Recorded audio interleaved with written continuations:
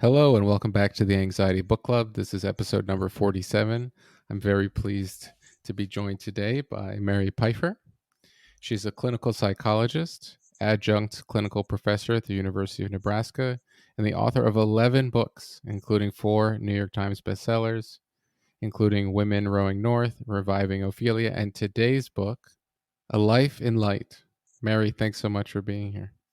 I'm happy to be here, Josh. Thanks for asking me. Yeah, sure. This book was like it was it was like a dream. It was so fun and just so lovely to read. Uh the podcast, we go through a lot of sort of technical books, a lot of psychological books that are very interesting but maybe not as moving, or maybe not as easily digestible. So this was like a really terrific read. So thank you for writing it. Thank you. Thank you. And I had to whip my dictionary out because I'd learned so many words while reading this. A few of them were pergola, palimpsest, Oh, sacralize, murmuration, and dappled. So dappled was a new word for you. it was, That's yeah. really interesting to me. That's been a big word for me all my life. Mm. Everybody that knows me knows I love dappled leaves and dappled light. Yeah, I was thinking about that a lot as I spent some time outside. So what is, yeah, why don't we start there? I think that's a good place to start. What is dappled light? Dappled light is light coming through. Generally, people are talking about trees when they talk about dappled light, and the leaves moving in the wind so that there's a sun shadow um, interplay that makes the light beautiful to watch in the trees and dappled down below. And there's a word in Japanese, komarebi, that refers to that interplay of light in the leaves. And it means also a melancholic longing for a person, place, or thing.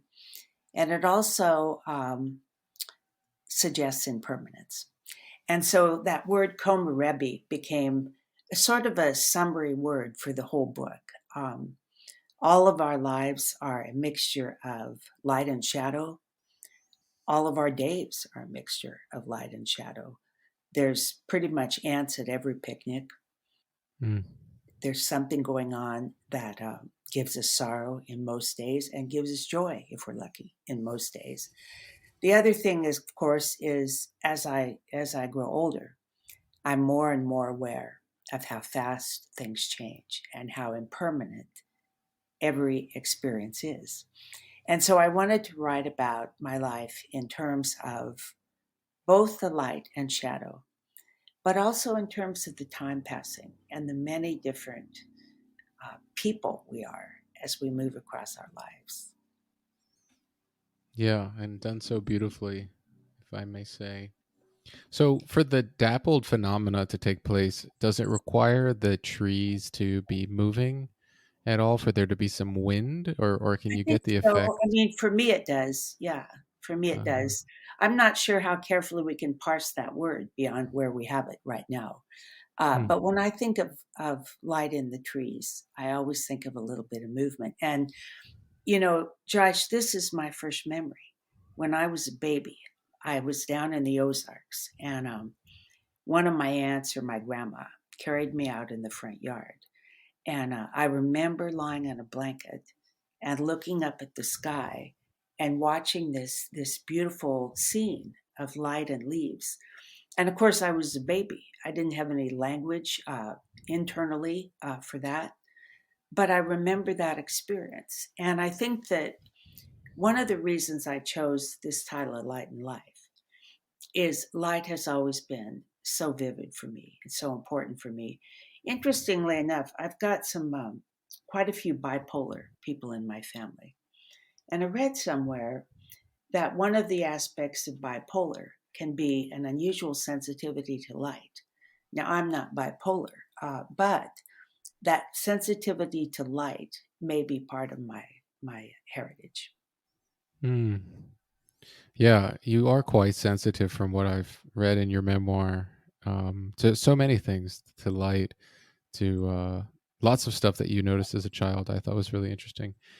So when you talk about light sensitivity, are you referring to the ability to like notice how light affects things, or do you mean like bright, too bright of a light is painful, or something like that? Well, actually, what I really mean is I can't stand to be in dark rooms. And I never, even when I was the poorest of the poor, never considered living in a basement apartment. And when I walk into a hotel room, I've done a lot of speaking. I had one night where I was in more hotels than I was in my own bed. When I walk into a hotel room, the first thing I do is pull open the shades or the drapes so I can see some light. And my own house, one of the reasons my husband and I bought it is it's got a lot of windows. I really like natural light, and I like to be outside in the light. And a lot of my memory is encoded around light. For example, the first story I tell in the book is of being a little girl. My father was in the army in Korea at that time in the Korean War. My mom was going to medical school, and she had three young children. And usually on a Saturday night, she could get away and we could have a little recreation. And so we'd drive our car outside of Denver just to look at the stars. One night we saw um, the light of a radio station. So we drove over to this radio station to look at the tower and the radio station. And there was a fountain there. It was called KOA radio station. And they had a little fountain out front that had a revolving wheel that shone red, green, blue, yellow light on this fountain. And I remember just being captivated by that, just thinking it was the most beautiful thing I'd ever seen. And my brothers eventually got tired of it. My mother, as she often did, fell asleep in the car. But I just sat on the warm hood of that car and watched that light and thought how beautiful it was. And then, even driving back into Denver to go home, I remember I had my eyes shut. I wanted to hold on to that picture of that light. Hmm. So I use light in a literal sense in this memoir, Light and Life, but I also use it in a metaphorical sense, which is I'm solar powered. I think most of us are solar powered. We're heliotropic. We turn toward the sun. We naturally avoid, if we can, staying too long in darkness. And I'm not suggesting a sort of mindless positivity where we never allow ourselves to feel pain or sorrow. But I do think there's a sense in which we can absorb and hold our sorrow and then move on. And the way to move on is turn toward the light. And that light can be, it can be relationships, it can be the natural world, it can be work. In my case, when I was young, it was reading and swimming. I was real interested in birds. It was my grandmother who I say in the book loved me into existence. She was a wonderful, warm person who was really the first person, I think, who ever made a great effort to make me feel special. Hmm. And I remember an incident with her where we showed up at her house. She lived about 4 hours from where my parents lived. And we walked in, and she had a cookie jar. And I said, "What kind of cookies did you bake?" And she said, "Ginger snaps." And I said, "Well, that's my favorite kind." And she said, "Well, that's why I baked them." And I remember that being a kind of a revelation to me that someone actually plan in advance to do something to make me happy. And it made me real happy. Hmm. Yeah, your memory of your childhood is so compelling, especially these experiences with light. It seems like, when you were 6 or 10 or 12, you were so sensitive to phenomena that I feel like I'm only starting to appreciate in the last few years. Um, I wonder if you feel like that's a characteristic of writers, maybe in general, or how it is the case that um, you were able to like sort of articulate these like important phenomena at such a young age. It's a really interesting question. And I was a therapist, as you know, for many decades. And it was always a really interesting question to me: who remembers their childhood and who doesn't? And who has vivid memories of, like, for example, I'd often ask people, tell me what you know about your birth. Were you a wanted child, and do you know your birth story? Turns out very few people know that information. Um, and I'd ask people, well, do you remember anything before you started school? Some people do, but many people don't remember much about their lives until they're maybe in elementary school, and they'll remember. Uh, I think with me, a couple things were going on. One was I was alone so much as a child that I had a lot of time to think about my experiences in a way that children whose parents are always around, or are have people more engaged with them when they're young, are just busy. They don't have so much thinking time. Then the other thing is the people in my family, when they were around, were storytellers. My mother was a good storyteller. My dad was a good storyteller. So I grew up in a family that had a lot of stories and told them. So it became a part of my life. These stories about where we were when we were young, and different things that happened. And that idea of narrative as being the way you understand the world, I experienced that really young from my parents. Mm. There's a quote in the book. I think it's you're quoting your mother when she says, "Parents often gave their children what they never had, not necessarily what the children wanted or needed," Yeah, which yeah, I think is yeah. probably true. Well, in my parents' case, it was very true because what they both had wanted when they were children was food to clothe. And my father was homeless. Some of his children, he grew up in the Ozarks. His father was in a mental hospital. His mother and his sisters boarded with people and did their chores in order to have a place to live and food. But my dad, he just lived in barns, and he knew a lot of people. They'd let him sleep in their barn and feed him some.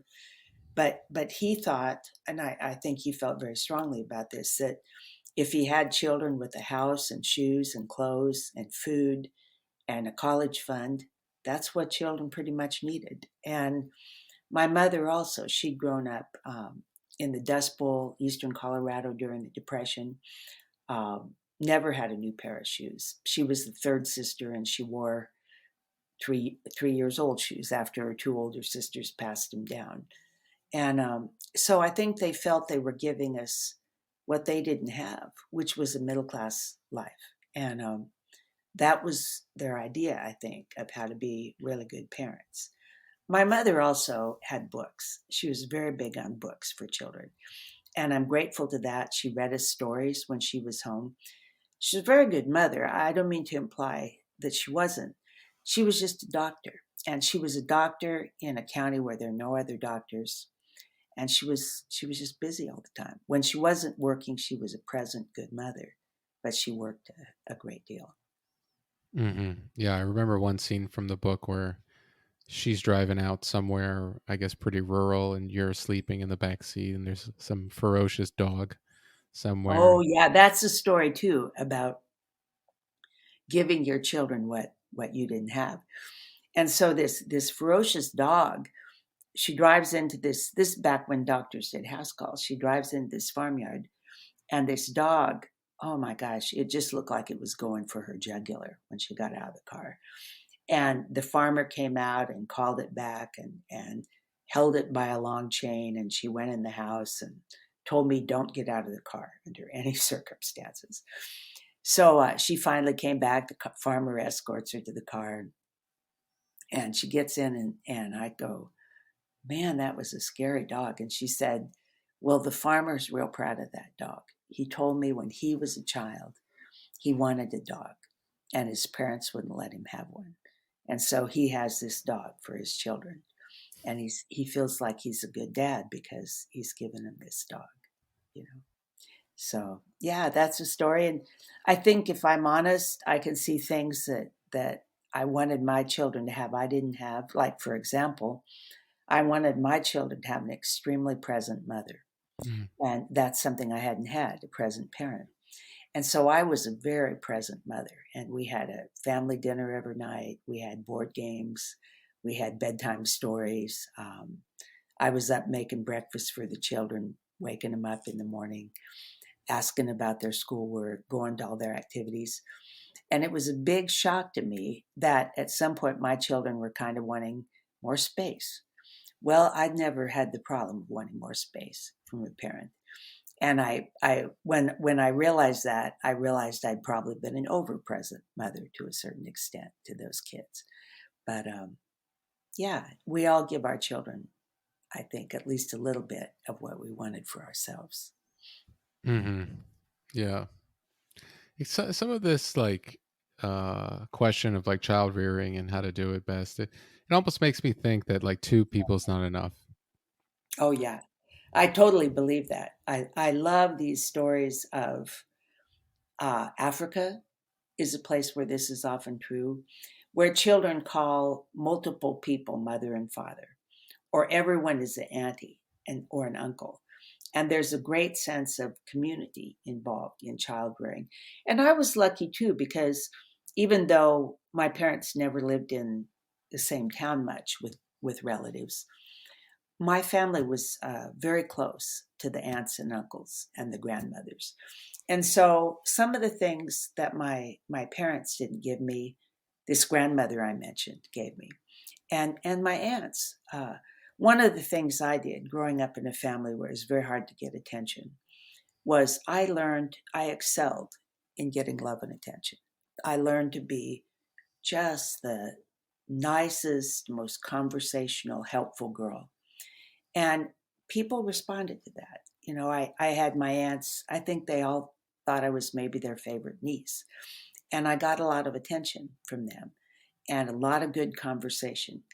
And so that was really good for me. I sometimes have felt guilty later in my life that I was so good at getting attention. I'm not sure how my younger siblings felt about that, you know, that I could become the favorite if I worked at it pretty easily.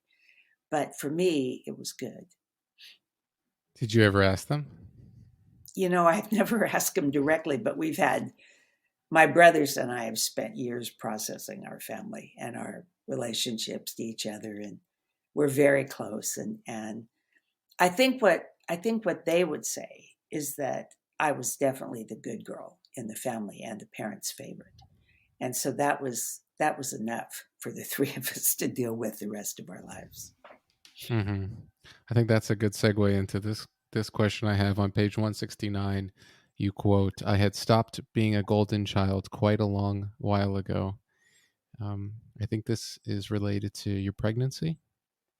Well, actually, it was before that. You know, growing up, my father was very conservative. My mother was very quiet about her views. She later, I think, was much more progressive after my father died. But when we were growing up, it was a very conservative household. We went to the Methodist church.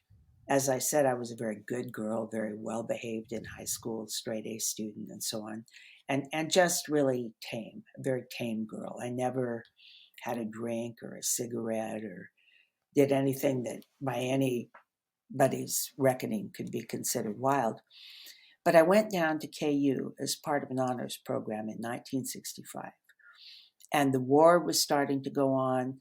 The situation all over the country for young people my age was starting to change very rapidly. And it was the war and the draft, it was the civil rights movement, it was the birth control pill. A lot of things happened, and a lot of young people like me changed rapidly when they got on a college campus. I started being a part of civil rights marches in Kansas City.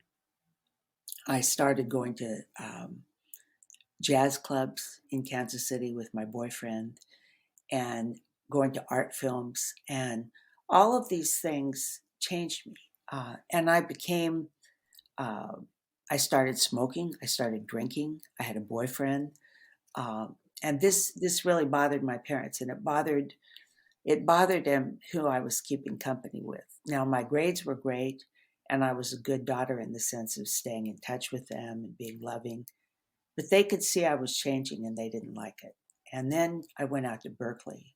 I graduated from Berkeley in '69, and it was impossible for anybody in my small town in Kansas not to know how much I'd changed. And I wore a headband, I wore mini skirts and beads, and just looked like somebody who'd come from Berkeley when I came home.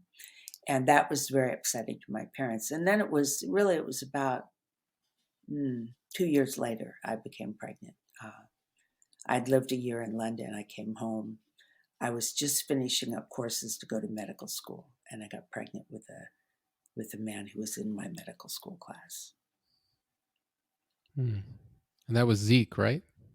My son was Zeke. Yeah. My son is Zeke. I didn't stay. I did not want to marry this man, Hmm. but I was a single parent. Zeke was my son, and he was born in Kansas City. So there's kind of a lovely sort of quote here, intriguing quote on page 236, where you write, "I wondered, as I always do, how is it that grace descends upon us?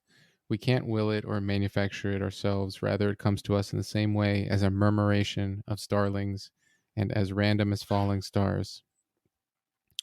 Um, I think I don't exactly remember what phenomena it was that you were participating in, but I wonder if you think that's true. Do you think we don't have control over these moments when grace descends upon us? And maybe you could also just say what you think grace is anyway.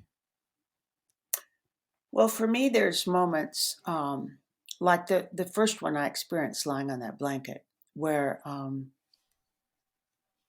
the world is just marvelously perfect, and there's nothing I want to change, and I'm absolutely present and at peace. Um, and I guess I would call that grace. And for example, I have a little story in there about being down on the Gulf Coast of Texas with my family, and my dad was fishing and had allowed me to come along with him, and we were out on a pier, and there was light on the water from little boats, and my dad was happy. Wasn't always a happy man. He was happy that night. He bought me an orange pop, and he was drinking some beer and fishing. And that moment, grace descended upon me, and I was just so perfectly at peace and happy. And I told myself, I want to remember this moment the rest of my life. And I remember everything about it. I remember the fishy smell of the water. I remember this little nubby jumper I had on. I remembered the feel of that orange pop in my hand. And, uh, and I remember what my dad was wearing, and how he looked putting bait on a hook. And those kind of moments, I don't remember all of them, but I'll have them every now and then. And I'm more likely to have them in the natural world when I'm outdoors. In fact, I can't remember too many that were indoors. Sometimes I'll have them. One time I had one with my husband. It was just an ordinary evening, and I looked over at him, and I just had this epiphany of how beautiful he was, how much I loved him, what a kind person. And it's almost like for that moment, I saw him in totality for the first time and just felt so much gratitude toward him. And so these moments, they've come through all my life. And sometimes it's possible. For example, one thing I do is I keep very good track of the moon rises. And I'll be outside, if at all possible, during the approaching full moon, so I can watch that moon rise. And I'll watch the sunrises every morning. I'm up for sunrise. And so obviously watching a moonrise, a sunrise, you're likely to have a moment of grace. But it doesn't have to be anything like that. In fact, there was one man I was talking to for another book, Women Roy North. And I asked him, if he had those moments of just perfection and pure joy. And he said, yeah, he said, it used to be I had to travel and be on a mountaintop. Or he said, I've always had those moments when I had sex with my wife. But he said, now I can go outside and see a caterpillar on a plant and have a moment like that, which makes me think of one thing, Josh, which is I think as we get older, if we're lucky, we've gotten a little more skilled at at at noticing those moments, maybe slowing down enough that we allow ourselves. It's really hard to have moments like that if you're moving 80 miles an hour. And that's just as I said, most of mine occur in the natural world. Most of mine occur when I'm not in a hurry. In fact, all of mine occur when I'm not in a hurry. I've never had a moment when I was rushing around, you know. My brother calls it slowing down to the speed of wisdom. And he Hmm. also said, the faster you move, the less you see. So being slow, moving slowly, not being overscheduled, I think that's part of it too. Yeah. Yeah, in some ways I feel like the book is lots of these moments with like your life wrapped around them, sort of punctuating it. Yes, yes. Well, that's what the book is about. I mean, virtually every chapter is an epiphany, and that's how I wanted to organize it because I don't think time is uh, anything all that linear. I mean, my experience of my life is it's blah blah blah being present, blah blah blah moment. Uh, and when I'm out with my friends, I'm present. When I'm sometimes just wandering around the house doing chores, or uh, I'll sort of be in what Michael Pollan calls default mode rumination, default mode functioning. That's really not a kind of presence that I remember that anyone remembers. But then there'll be a moment when I kind of snap to, and that's really when time happens for me. Yeah. Yeah, it is incredible how much time I know, at least for me, I could spend planning or thinking or avoiding or whatever else. On page 146, you talk about how your family didn't hug, kiss, or speak about emotions, and that left a small repertoire of behavior to draw from. I kind of wonder why is it the case that it seems like as we move forward in time, people are becoming more emotionally literate? Is there some force or culture? Is this just like the general progression of like human civilization? Like why didn't they talk about their emotions as much before? Or maybe they did and now we're having a renaissance. I'm kind of curious about that.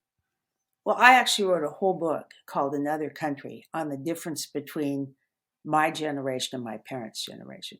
And I compared my parents' generation to Queen Elizabeth, very stoic, dutiful, self contained, um, unable to show or express much emotion, to Princess Diana, who just emoted all over the place and was extremely warm and psychologically minded and so on. And I think the differences are generational, and they have to do primarily with how we were raised to behave. And even though my generation was not, my parents' generation was raised to um, be well behaved, to be loyal, to not complain, um, to be humble, extremely humble. My generation was raised by that set of parents, and we also. I mean, I heard as a girl, um, you know, uh, don't get swell headed, and at our table we didn't speak unless spoken to. As general rule, we were children. We were supposed to listen to the adults. But when we went to college is kind of when the whole psychology movement cracked open. And the music, the kind of music Bob Dylan wrote, if you can compare that music to the kind of music that Frank Sinatra wrote, if you compare the movies like The Graduate to South Pacific, you just see there was an enormous general change in how people looked at the world. And I was caught up in that. Um, I like that frame, Josh, because nobody's for blame for that. It's not personal. It's not pathological that people do things differently. It's generational. And I really honestly don't know which is better. I mean, our generation seems to be, in some ways, healthier than our parents, in some ways, less healthy. My parents' generation, for example, was tended to stay married and uh, tended to be pretty stable in terms of their long-term lifestyles and relationships. Now, granted, some of those marriages weren't very happy, and so it's a complicated picture. Our generation is raising children, I think, that are um, uh, more able to express their emotions, more comfortable with emotions, and I think that's great. Um, the children now in the generation that's gone through COVID, they're struggling. They're really struggling. So every generation has, I think, a different sort of patterning of how they deal with emotion and how they frame their experiences. Yeah. So this is a question I've asked a lot of guests because it continues to be very interesting to me. On page 30, you talk about how um, you'd been separated for a year from your mother, I think. And you're right. I was convinced that it was my fault, that I must have done something terribly wrong to deserve exile. Ever since, I've been fearful of making mistakes or being a bad girl.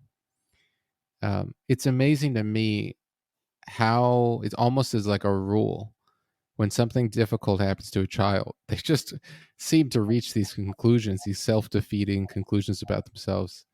Um, and maybe at some point I'll stop being interested in it and just accept the commonly held explanation. But I wonder what you think about that phenomena, and if you have a reason for why you think children reach those kinds of conclusions.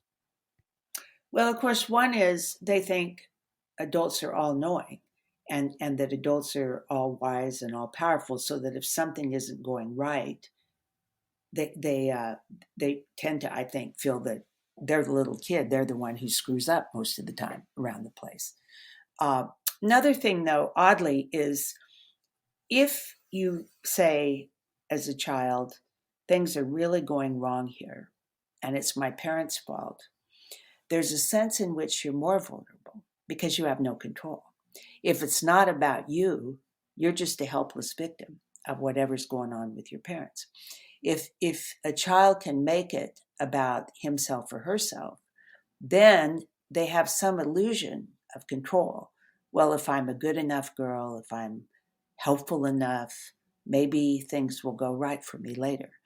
So I think actually, in a funny way, it's a more empowering message to say this was my fault Hmm. than it is to say this was my parents' fault. The other thing is children have so little understanding of how adults, for example, I don't think my parents were getting along at all when my father came home from the war and within a month decided to take me and one of my brothers and live in a trailer in the Ozarks. Um, I don't think they were getting along. I think that's why I decided to go to the Ozarks. But that's not what we children were told. We children were told it was so my mother could focus on her studies uh, in medical school. So I think what I really thought about that was uh, if I were more lovable, she wouldn't have been able to let me go. Hmm. A year is a very long time for a 6-year-old to be away from her mother. And it did some damage. In fact, there's good research, Josh, that children who are separated from their parents, even in a very benevolent situation, like for example, they had to go into the hospital for a long period of time, or the mother or father had to go into the hospital, those children are much more likely to have high anxiety later in their lives than children whose parents have been with them throughout their childhood. Yeah. Yeah, it's kind of incredible, despite the fact that we have all these genes and all of these abilities that sort of just come from our ancestors for free. Childhood is such a vulnerable time of just enormous, shaping of our intellects for the rest of our lives.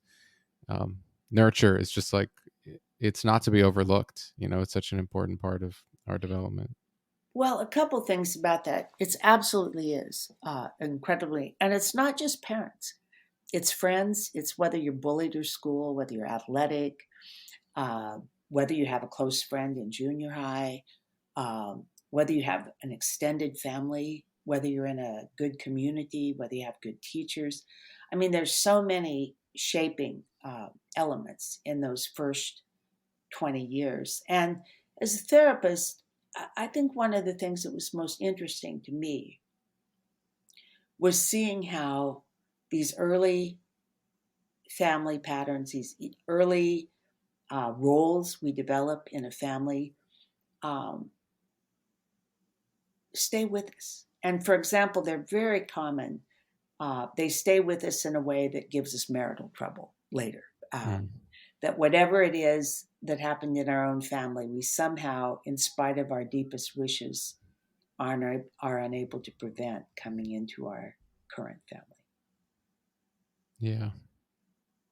You talk about after your mom passed, you write, when she was alive, she was often absent. And now that she's dead, she is often present. Yeah, Um, yeah, yeah. I think about my mother a lot. I had tremendous respect for her, and um, I have such good memories of her, and very clear memories of her. And I dream about her at night, and sometimes in the dreams, she's so real. It's really as if she's right there. And I'll even have some anxiety, like, oh my gosh, my mom's alive, and I've been ignoring her all these years because she'll be so present. You know, this reminds me of one thing I'd like to bring up, Josh, which is, as I mentioned, I worked really hard at being a likable person. And I've managed to, in my humble opinion, stay pretty likable. In other words, I've had, my grandkids, my kids, we get along real well. I've had a lot of friends through the years. And one of the ways I'm conceptualizing my life now is the first 6 decades of my life, I spent building attachments. And whether it was to my own children and later grandchildren, whether it was to my husband's a musician, to the musician community, to the mental health community in my town, to the writing community the last 30 years. And I love these attachments. I love living embedded in so many relationships. But as I get older, the new task for me is learning to detach from so many people. These lovely grandchildren are growing up, and at one point I was the most important person in their life. Now I'm very lucky if they manage, the college ones manage to text me once a month, and even the younger ones, they live in Canada now. So I've had to adjust the fact that children are no longer part of my life. I've got a brother right now who's very ill, and I'm struggling to deal with the fact that he may not be with me very long. I'm going to a lot of funerals these days. And so, one of the real important developmental tasks for older people is learning how to.